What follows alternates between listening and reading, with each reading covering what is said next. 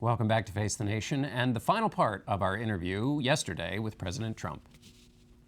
You said yesterday on Fox that Russia is a phony story. Which part of it is phony? The concept of Russia with respect to us is a total phony story. Meaning the Trump campaign? Of course it's a total phony story. In fact, I just heard where General Flynn got his clearance from the Obama administration. But you don't mean it's... Excuse me.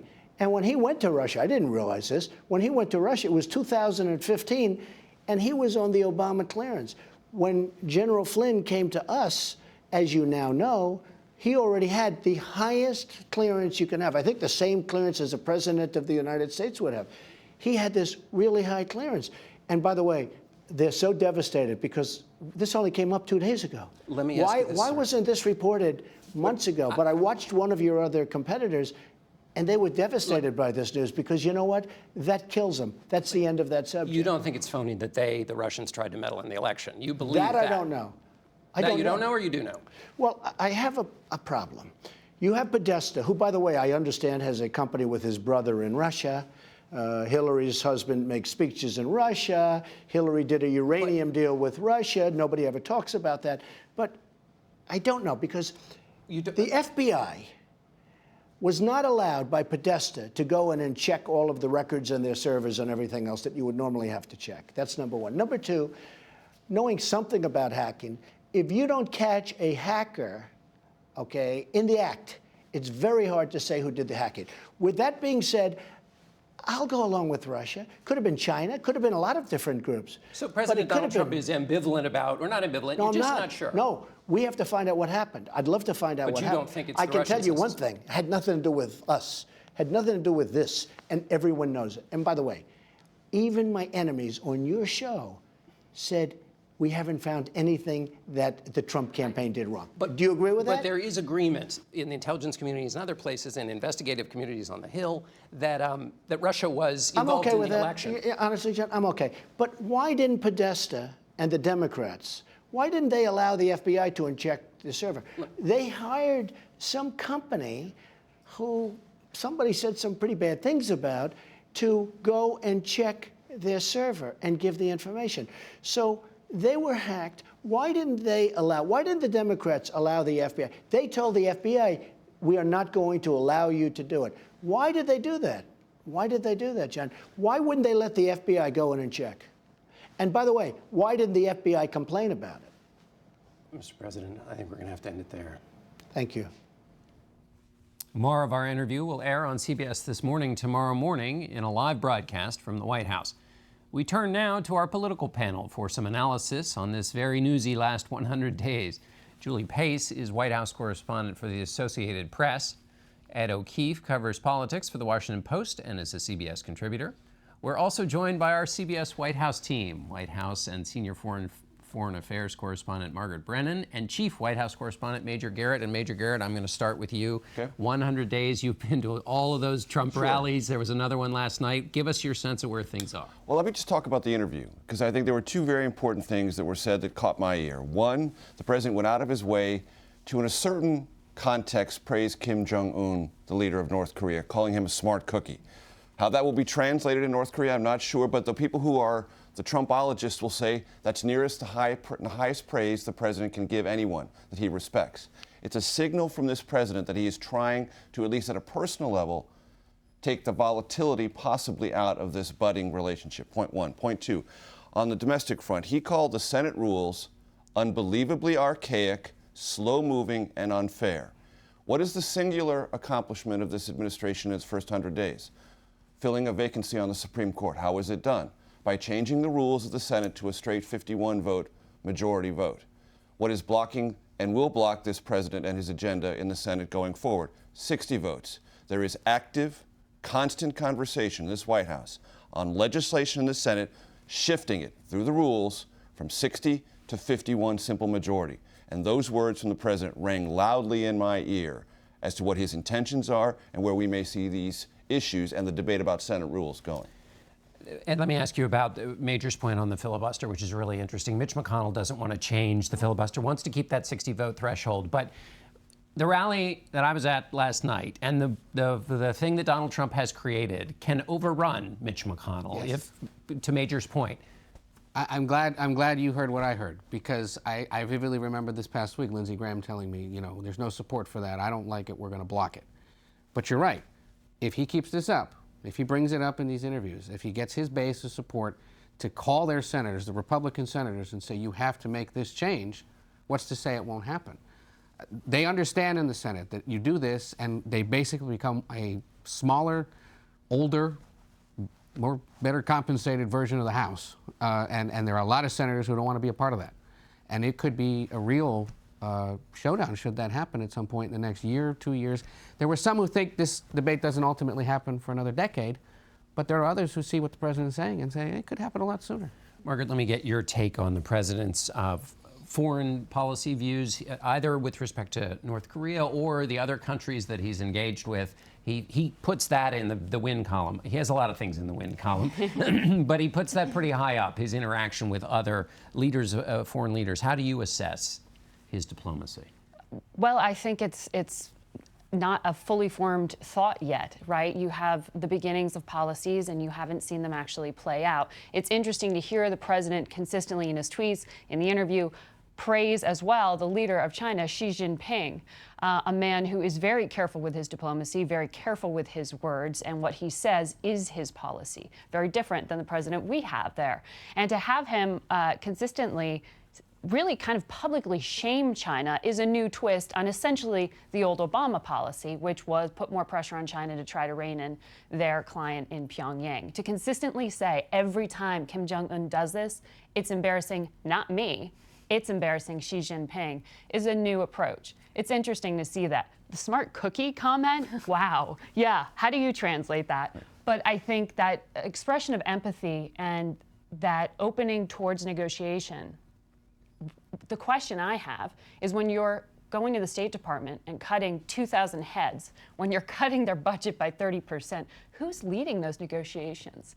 Who within the administration is going to take the roadmap that the president is starting to try to place here? I thought it was interesting also to hear the president talk about the power relationship in North Korea. This is a president who pays attention to the power and other powerful leaders and how they get around maybe their judiciaries and their he senates. specifically mentioned the uncle. That was really interesting too. A man who he had killed in 2013 by artillery fire. And the president has some experience with inter-office rivalries. Just a bit. we haven't got there yet. But. Julie, pick up on this. You interviewed the president, got a lot of coverage for that interview. He traveled a road this week in terms of some of the things he said. He seemed to be at pains in our interview to say, I love the job. It's not as hard as other things I've done, whereas in other interviews he talked about its enormity. What do you think of where he is at 100 days? I think it's so interesting because you see President Trump kind of going back and forth between these two views of the job. On the one hand, he is still supremely confident in his own abilities, his own ability to push through a pretty ambitious agenda to overhaul Washington and to live up to the hopes of his supporters. On the other hand, you see him wrestling with, I think, the reality of his presidency, which is that this is not going to be easy. And he is dealing with institutions that don't change. Not only do they not change quickly, they don't change at all in some cases. So you see him going back and forth. I think the question that I have looking forward in his presidency is, what can he take away in terms of lessons learned? Can he adapt to this city? How can he adjust his White House team? How can he adjust his legislative strategy? We haven't really seen any indications on that front yet. Although there are some glimmers of hope. We were exploring this subject this week for a story that's in today's paper, and Susan Collins said, look, at the beginning, we weren't hearing from anyone at the White House. They didn't have a staff in place who was capable of talking to legislators about legislation. But she said, on Thursday, I had a 45-minute conversation with the head of the Center for Medicaid and Medicare Services. We talked about my concerns in the House GOP healthcare plan, which, based on what the president said today, may need to be rewritten yet again. But she said, I got 45 minutes with her.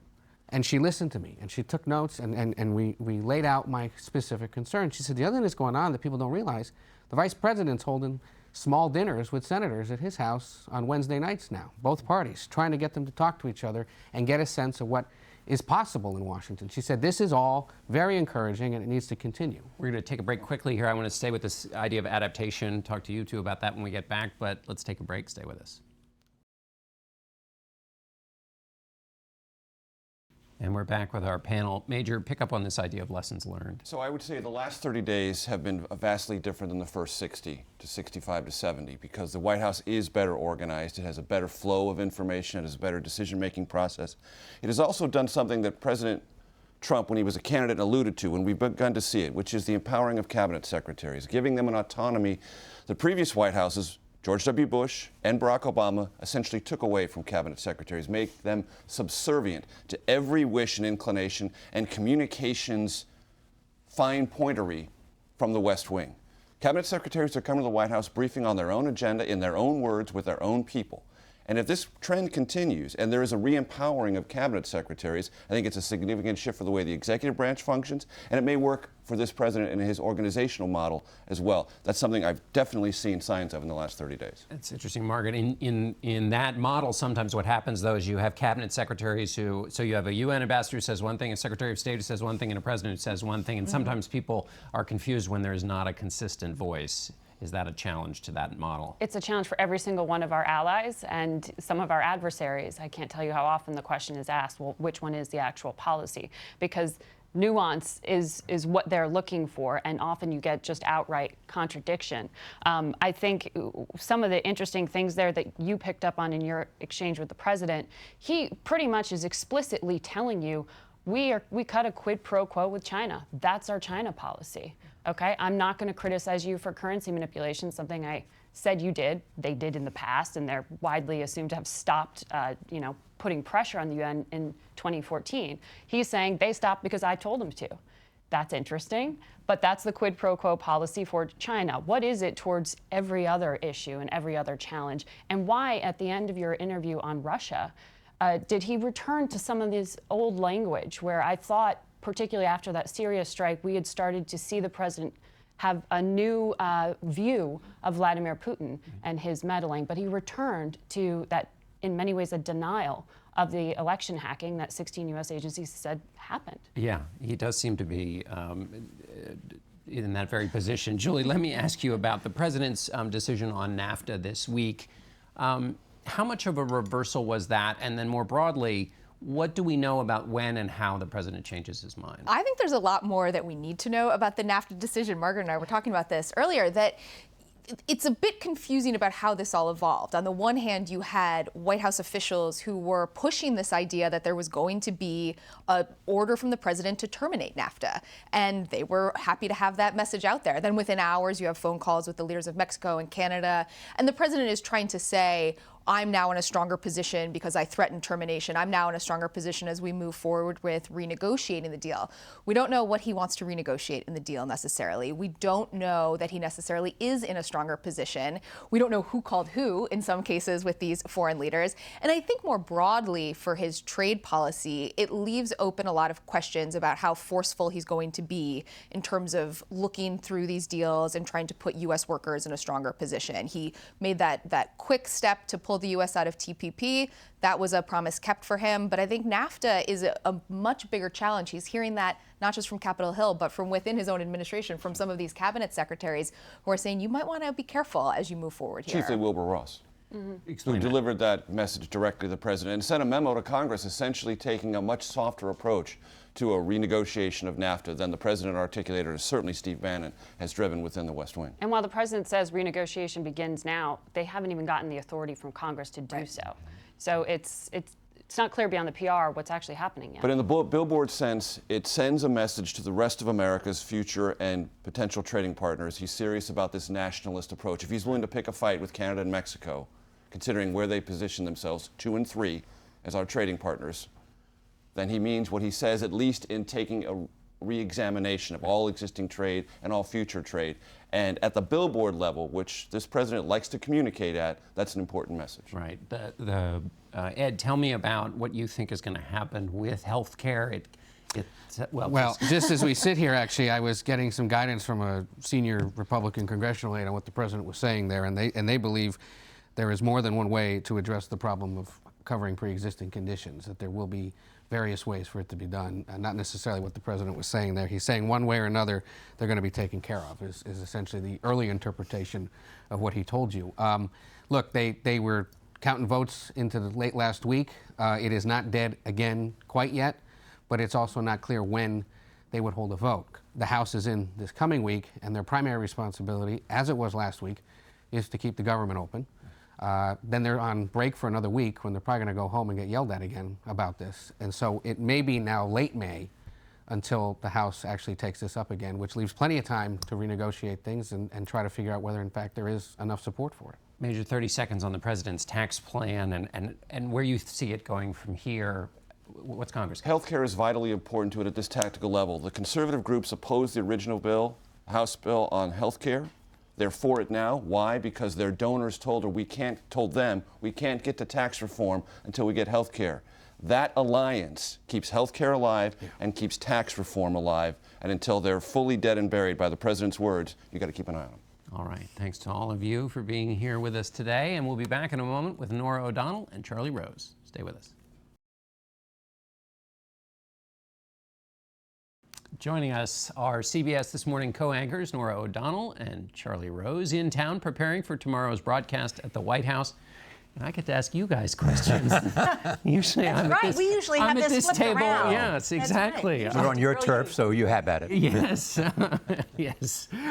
Charlie, what do you want to know about this administration? If there's a question at the heart of it, what is it for you? Well, clearly, Donald Trump is a man. There are many Donald Trumps. We know that. Clearly, he has changed the presidency. But I want to know how the presidency has changed him and the opinions he has changed and what impact they will have on his future and the country's future. Yeah. Norah, what's your feeling about that? The president seems, on one hand, in some of his interviews, reflective and saying it's harder than I thought. And on the other hand, it's going great, it's wonderful, it's better than ever. That's why there are many Donald Trumps. You're right, exactly. It was a great interview, John, by the way. Great interview. I thought, once again, trying to get an answer out of Donald Trump is like trying to pin Jell-O to the wall. It's hard. And his lack of facility with understanding what might be in the new repeal and replace Obamacare is part of the frustration. So we want to know so much, but I'm not sure the president is in the position to tell us that much. I think the key question I have is who is driving policy inside the White House on the domestic front, on the national security front. And we know that there are multiple centers of power, but it affects relations with Congress. And I've said this before, but I'll say it again, that Republicans have a historic opportunity for change. It is so rare for the party to control the executive and the legislative branch. It has only happened 6 years in the past 70 years. George W. Bush had 4 of them. They could do a lot. They're missing an incredible opportunity if they're not working together with leaders on the Hill. And it appeared yesterday from your interview, and I'm curious what your take too, is it wasn't clear that the president had a full understanding of what is in the Republicans' repeal and replace, their current form of that bill. I think he wants to get things done. And I think particularly in going to the rally, you see, and he connected with that energy, and he wants to get things done for those people. And I think the details are, as long as they match up with those people, that's jobs and growth. What he wants. Yeah. Jobs and growth. Turning to foreign policy just for a second, I'm amazed at how he talks about Xi Jinping, the leader of China, the way he does. He's his new best friend, and he's going to help him. Does Xi Jinping feel the same way? Is that a genuine relationship that can make a difference? Yeah. He seems, when he talks about foreign leaders, he understands power, goals. It's very tactical and very transactional.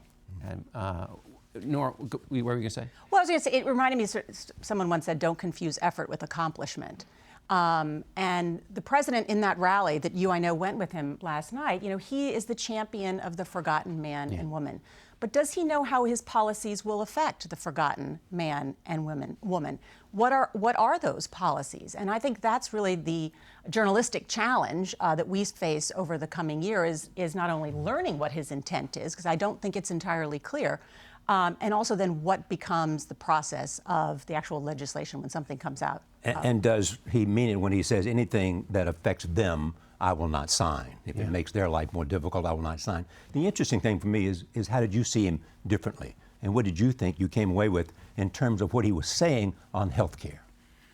Well, on healthcare, I think it is, I think he wants a result. And if they can tell him, look, this result is what you're getting, then he's good with it, which is it's going to be good for my people and it's an accomplishment and we can move on. And as Major pointed out, there is this connection with healthcare and taxes. Healthcare has to happen first to lower the budget baseline so that you can do more with taxes. But one thing I was struck about, Norah, to your point, is that at that factory we went by, he is out there swinging every day for those guys who wear boots with steel toes on them. And as long as they see him swinging for them, I think they are 95% of the way there. And the details, which are so crucial, as you quite rightly point out, because they'll matter in the end, but I think they will wait a long time till they need the details. They'll wait to accomplish those things. Yeah. We're going to be inside the East Room of the White House tomorrow, and I know you'll join us as we're broadcasting live our show, CBS This Morning, and we're going to have at the table a number of the president's senior foreign policy advisors and economic advisors, and I know we want to get a sense for ourselves is when you go inside the White House is how they're operating and how he's going to continue to do just that. Right, exactly. Well, I'm really looking forward to it tomorrow with both of you. And you have parts of your interview that you didn't air this morning, we do. right? We have much more of our interview, both at the White House and then on the road with him yesterday, in and around his various things. So we'll be able to dissect all of that. Thanks I for can't having think us. Of two people I'd rather do it with. So thanks to both of you. Yes, and Gail will be with us as well. Yes, well, Gail too. But thanks, y'all. Thank you. We'll be right back. That's it for us today. Thanks for watching Face the Nation. And I'll see you tomorrow morning on CBS This Morning. I'm John Dickerson. Carnage stops right here and stops right now. I love you. I respect you. There's nobody I respect more.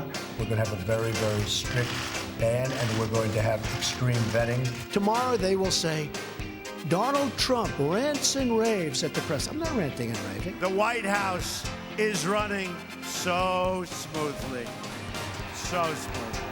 Nobody knew that healthcare could be so complicated.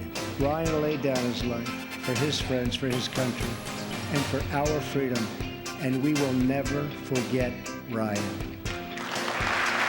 We're negotiating with everybody. It's a big, fat, beautiful negotiation. Let me give you the bad news. A judge has just blocked our executive order on travel.